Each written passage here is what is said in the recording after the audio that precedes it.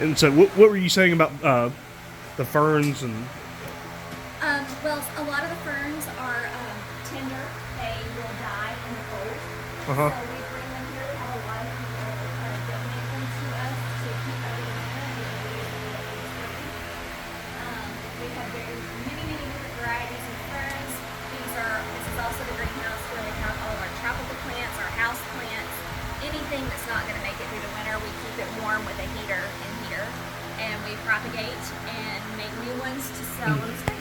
Okay, great. So I can tell you names, or you can just point and say, whatever. Okay, yeah. Let me these purple plants here. What are? Those are Tradescantia. Some people call them a wandering Jew. Okay. And they are the big purple ones. Actually, are hardy. They will make it through the winter if we don't have a winter like we just did. But we kind of keep them together because the other varieties, the fuzzy and the variegated varieties, are tender, and that big stripy one is also the same Tradescantia. They're all different varieties of the same plant, and we keep them together because they make it through the winter. Okay. They make a really good hanging plant. So they're good hanging plants. Yeah, Okay. a lot of people, they do creep on the ground, so you can, the purple ones are the purple queen. You can put them in the ground and they'll just kind of creep all over the place and make a good ground cover. But a lot of people like to have them as a hanging plant to hang on their front porch or places like that. Okay. Good choice. I knew a lot about that one. So what about which I'm gonna just set up.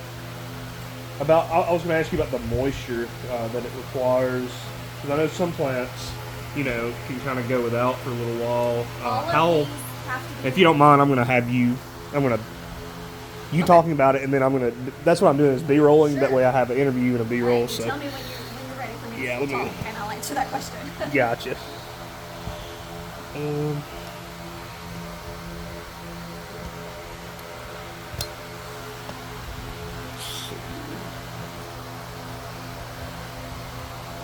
Okay, yeah, this is a good shot. Okay, yeah. So again, tell me about its moisture intake and the requirements there. Okay, all the plants in here, since these are our tropicals and our house plants, they need to be watered at least once a week. Some of them need a little bit more than that, but all of these in here are once a week plants.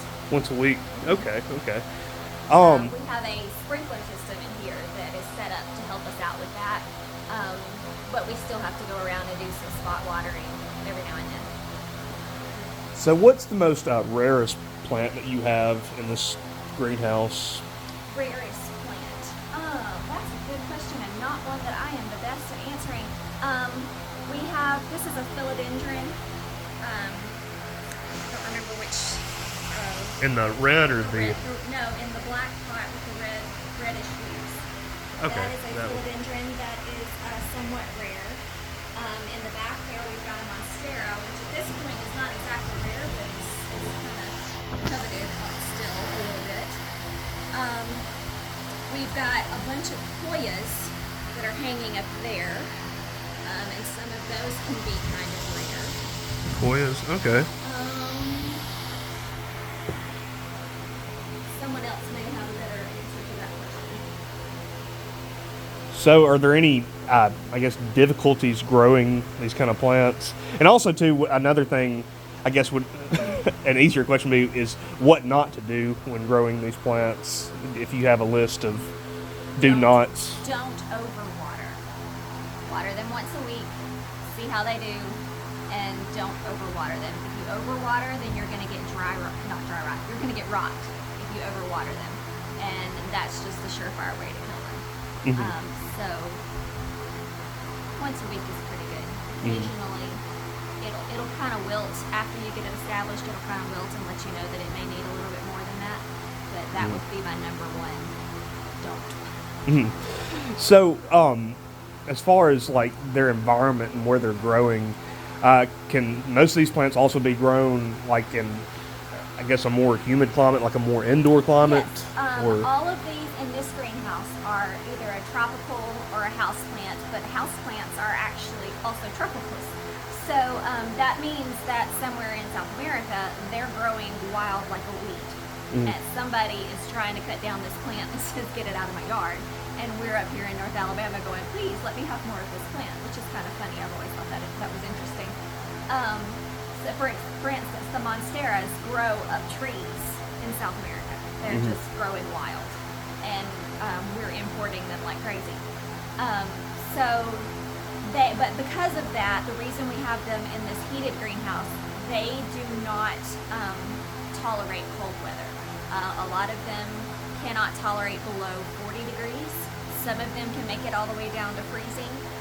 Like the ferns over here, some of them they'll make it all the way down till we have a frost. But once they have a frost, they're dead.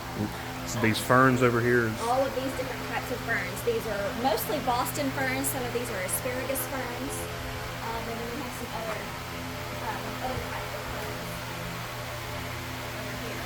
And some of them also are tender to around 40 degrees, but some of the Bostons can make it lower. Okay. So, with all this recent drop in weather and just conditions, especially with the storms and stuff, how are you guys able to hold up and maintain the plants here? Did they suffer any damage? I mean, did you guys have... I don't know. It's a good question. Because this greenhouse is heated, this one we've been able to keep the ones in here running. But we'll have to ask if some of the ones that had to stay outside are suffered. Okay.